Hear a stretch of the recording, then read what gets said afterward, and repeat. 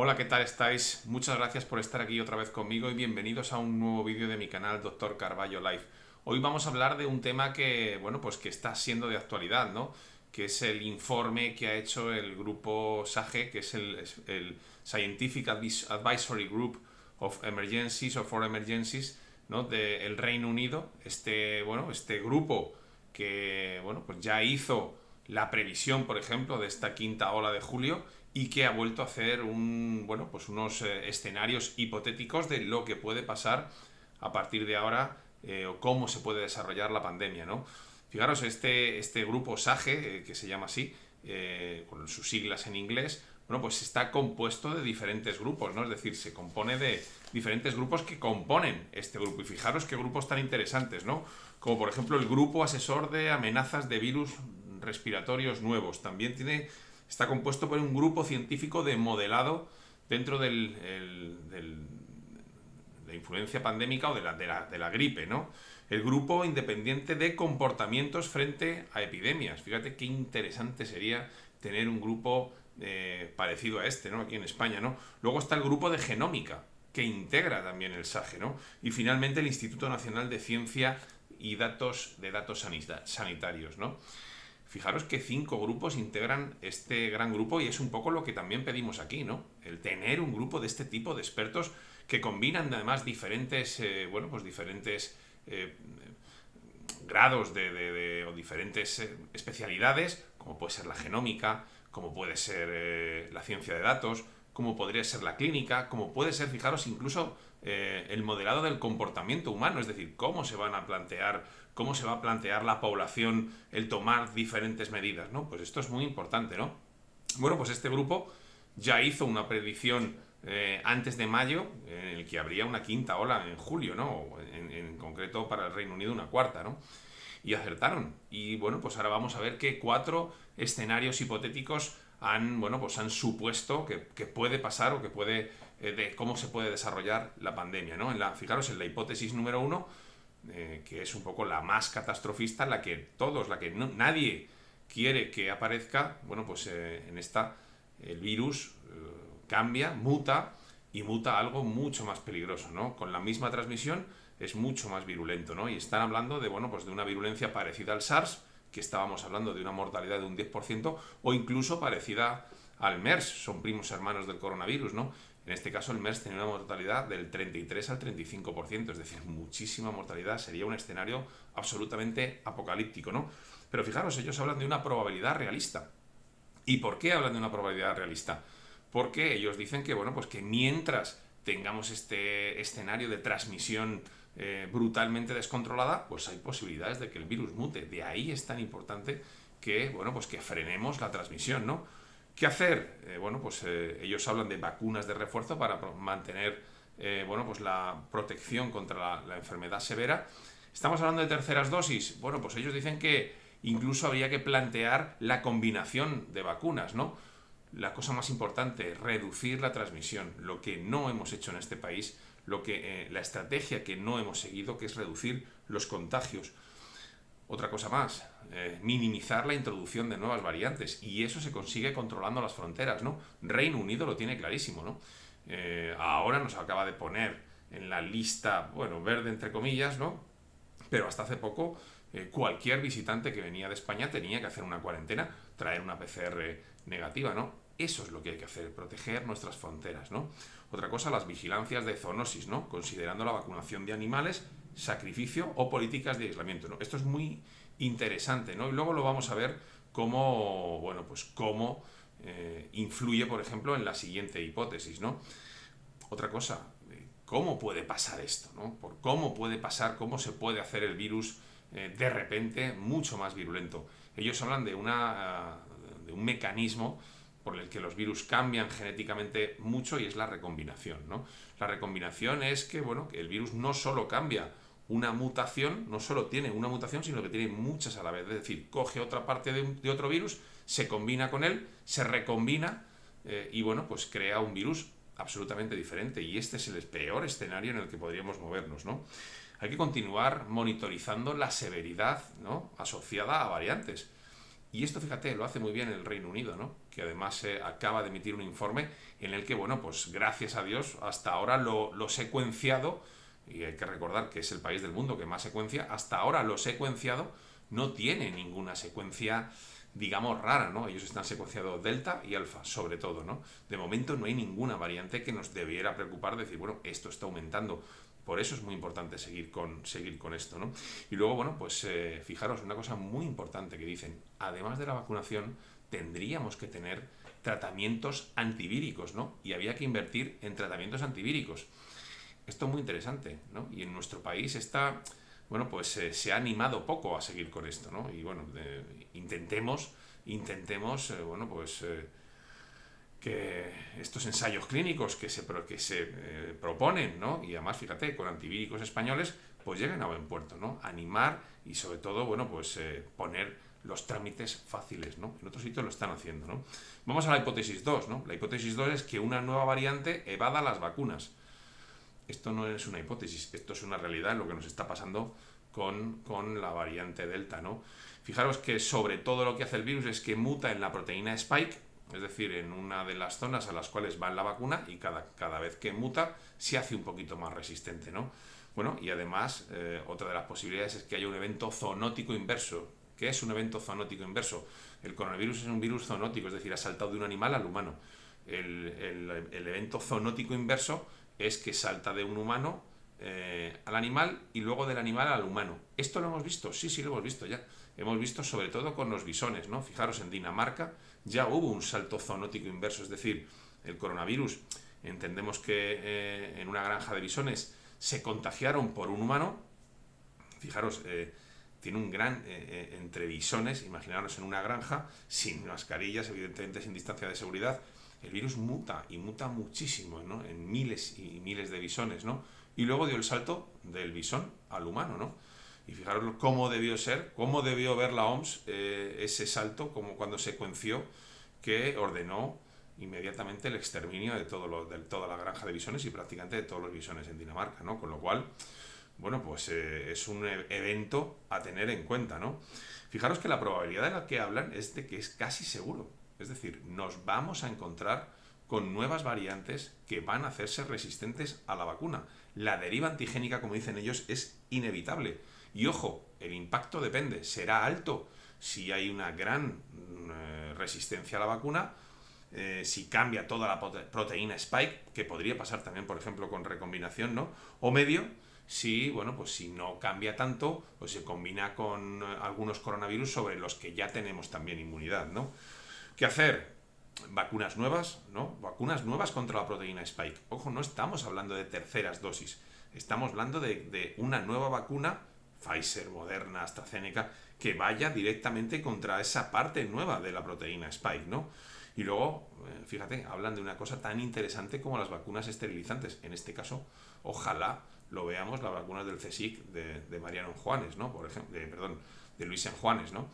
Es una vacuna, bueno, que va a ser intranasal y que lo que nos haría es que no pudiéramos contagiarnos, ¿no? Y eso lo que haría es que, bueno, y además de que disparado contra mucha parte del virus, bueno, pues esa vacuna esterilizante finalmente sería una de las grandes armas para acabar con la guerra, ¿no? Vamos a ir ahora a la hipótesis, viendo la hipótesis 2, ¿qué podemos hacer? Hacer lo mismo, ¿no? Monitorizar estas nuevas variantes antigénicas, realizar ensayos clínicos, fijaros, pero esto es muy interesante, realizar ensayos clínicos de revacunación con diferentes epítopos, ¿no? O diferentes vacunas, ¿no? No te digo que sea una diferente de Pfizer, pero no la Pfizer que tenemos ahora, no poner una tercera dosis, sino unas diferentes, ¿no? O si no, cambiarlas, ¿no? Qué interesante hubiera sido, ¿no? El que en este ensayo que se hizo en el Carlos III, en vez de comparar solo Pfizer, AstraZeneca y Pfizer, haber puesto también Pfizer y AstraZeneca, simplemente para ver si realmente estos anticuerpos neutralizantes cambiaban. A veces no va a ser solo cantidad de anticuerpos, sino también la calidad, ¿no? A lo mejor poner una tercera dosis no es suficiente, ¿no?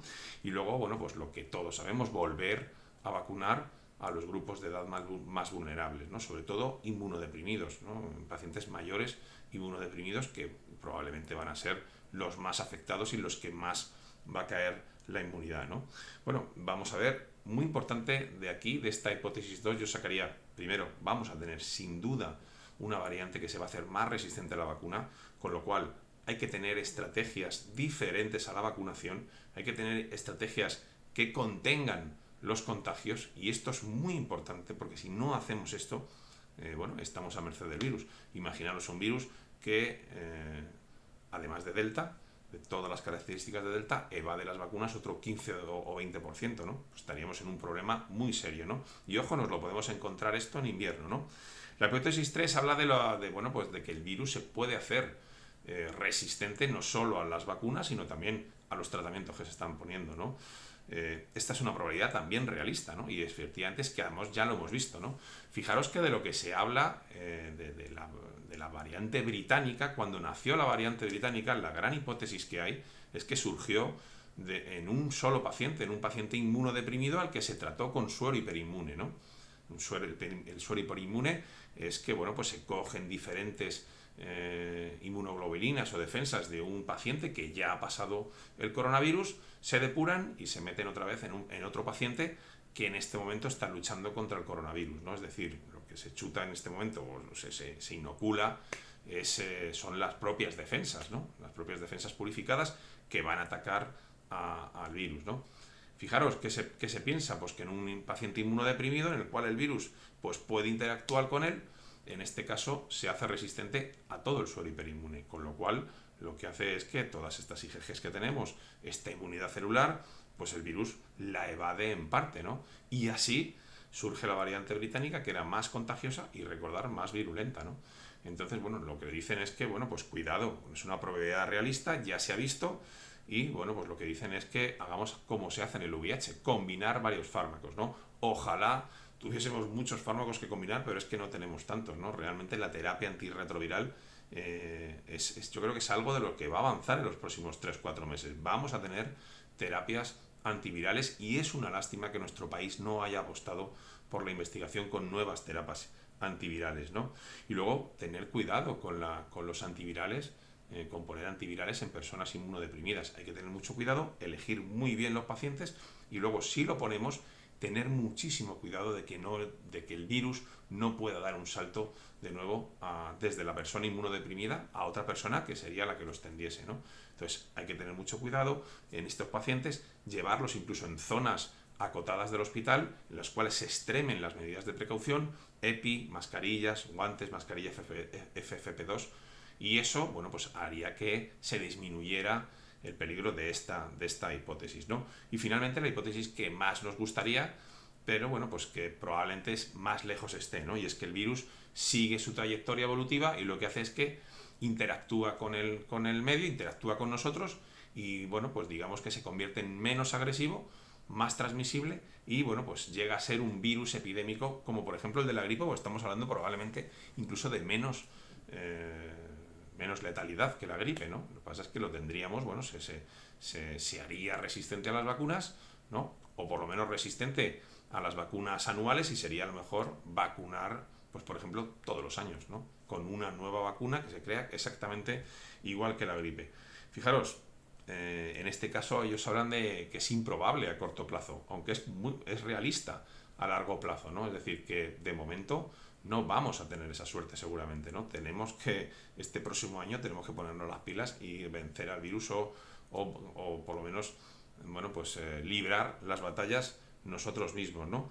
Y finalmente, bueno, pues ¿qué se puede hacer? Pues lo mismo que se puede hacer en otras, ¿no? Vacunar de refuerzo para proteger sobre todo a los colectivos de riesgo de la enfermedad severa, reducir la transmisión. Esto es clave, y fijaros que se habla en todas las hipótesis, ¿no? De qué se puede hacer, reducir la transmisión. Esto es lo más importante. Y ahora mismo la única manera de reducir la transmisión, o los casos, ¿no? Ahora mismo la única que tenemos es con los confinamientos y los toques de queda y las restricciones, ¿no? Deberíamos poner otro tipo de medidas, ¿eh? Ahora que estamos bajando esta quinta ola, ¿qué vamos a hacer cuando lleguemos por fin a una incidencia acumulada más o menos, bueno, pues por encima o muy poco por encima de 100? ¿Qué vamos a hacer? Lo que no hemos hecho en ninguna de las otras 5 olas, ¿no? Fijaros, ahora tenemos un arma muy interesante, ¿no? Que son los test de antígenos. Están funcionando, la gente los está comprando de forma masiva Y finalmente la mascarilla FFP2, ¿no? Pues en esta hipótesis lo que hablan es exactamente igual, ¿no? Minimizar la introducción de nuevas variantes, protegiendo fronteras, la vigilancia de zoonosis, exactamente igual lo de los animales que os he contado antes, continuar monitorizando la severidad, y para esto es muy importante tener un buen paraguas de secuenciación. Sabemos que el Carlos III está comandando un proyecto a nivel nacional que sería, bueno, pues nuestro paraguas de secuenciación nacional, ¿no? Y esto es muy importante invertir en ello, gastarse el dinero, porque al final esta inversión que no gasto nos puede traer, bueno, pues muy buena información, ¿no? Igual que se la está trayendo al Reino Unido, ¿no? Y luego, bueno, finalmente yo creo que apostar también por tratamientos contra el virus, antirretrovirales, ¿no? O antivirales, ¿no? Creo que esto no se ha hecho y creo que es una de las cosas que deberíamos hacer si realmente queremos, bueno, pues depender menos de las vacunas, y, bueno, pues sería una de las formas en las cuales, pues, por ejemplo, no eliminar la vacunación a los niños, ¿no? Si tenemos una terapia antiviral, bueno, pues en este caso niños que no van a tener, en teoría no van a ser muy graves, pero precisamente a los graves o a los que se pusieran un poco más malitos tendríamos un tratamiento antirretroviral o antiviral, ¿no? Y esto es muy importante. Es verdad que, bueno, pues nos gustaría que se hubiera apostado más por esto, pero fijaros, es que hay mucho interés económico detrás de la vacuna, ¿no? Haremos otro vídeo de cómo es la variante Delta, ¿no? De en qué ha cambiado, ¿no? Desde aquí simplemente daros dos ideas, ¿no? Dos ideas muy claras. Si tenéis moqueo, si tenéis un poquito de dolor de garganta, no lo dejéis pasar, no penséis que es un catarro, no penséis que, bueno, que habéis cogido frío. Por favor, ahora tenemos la posibilidad, iros a una farmacia, compraros un test de antígeno y hacéroslo, porque estamos viendo muchísimo positivo con esta sintomatología. Y el problema no es en la gente joven, ¿no? La gente joven que llega a casa, he cogido frío ayer por la noche y de repente, bueno, pues se hace un test de antígeno y es positivo, ¿no? Entonces el problema es que lo que empezamos a ver es que hay gente vacunada, gente con doble dosis en casa que también lo coge, ¿no? Una variante Delta mucho más transmisible, y este es el problema, ¿no? Cuando llega a la persona inmunodeprimida, cuando llega a la persona con mucha patología, y estos sí lo podemos ver en el hospital, ¿no? Aunque estén doble vacunados, ¿no? Sabemos que la eficacia de la vacuna no es el 100% y que además ha bajado, aunque no mucho, la variante Delta ya es algo resistente a la vacuna, ¿no? O por lo menos más que la británica, ¿no? Con lo cual, extremar precauciones, amigos. Mascarilla FFP2, llevar mascarilla siempre en los exteriores, a no ser que estéis solos en la montaña, solos en la playa, estéis dando un paseo por el campo y estéis solos. En ese caso no, pero en todo el resto de casos siempre mascarilla. Y por favor, en interiores siempre mascarilla FFP2. En cines, si vais a un concierto, si vais al teatro, si vais a un restaurante, si vais a comprar a un supermercado, siempre mascarilla FFP2, por favor, porque eso va a limitar claramente el que os podáis contagiar de esta variante Delta, ¿no? Muchísimas gracias por escucharme. Bueno, pues seguiremos haciendo vídeos, haremos un vídeo también de la variante Delta, haremos un vídeo también de la vacunación en menores, y bueno, pues simplemente deciros que muchas gracias por estar aquí y por favor, protegeros.